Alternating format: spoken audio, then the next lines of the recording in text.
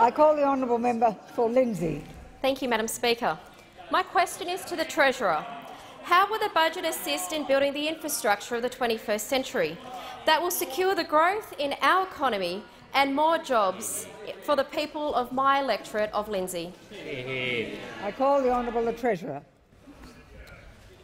Well, I thank the honourable member for Lindsay for her question and recognise that she has been a fierce fighter for Western Sydney. A fierce fighter for Western Sydney because she actually wants to see construction in Western Sydney and new jobs in Western Sydney. She's very determined to see prosperity in Western Sydney.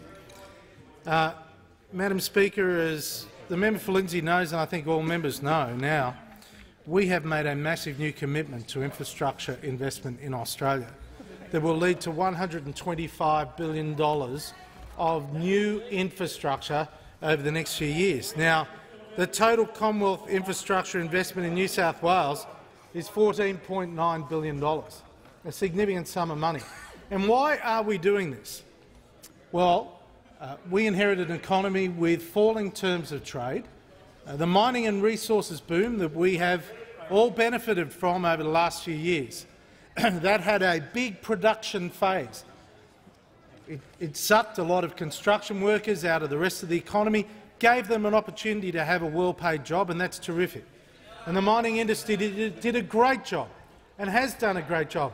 It represents 10% of our economy, just 2% of our jobs. But we have moved from a construction phase in the mining industry to the production phase, an export phase. We should celebrate that. We should celebrate that. But the fact is that those workers who are involved in the construction phase are now coming into the other 90% of the economy, and they are looking for work. And what we are doing is we are rolling out long-term infrastructure to give them that work. We are rolling out long-term infrastructure to lift the capacity, the productive capacity of the other 90% of the Australian economy. And if we do not move now, to build this infrastructure, then there will be a fall in growth in 2 to 3 years in the Australian economy, with the net result that unemployment will go higher. That is unacceptable to the coalition. That is unacceptable to us. But there is a price that we have to pay. If Australians pay an extra 40 cents a week for filling the car through an increase in the excise, then that gives us a revenue stream to be able to move on the infrastructure now that is going to deliver us sustainable jobs into the future. That's how it works.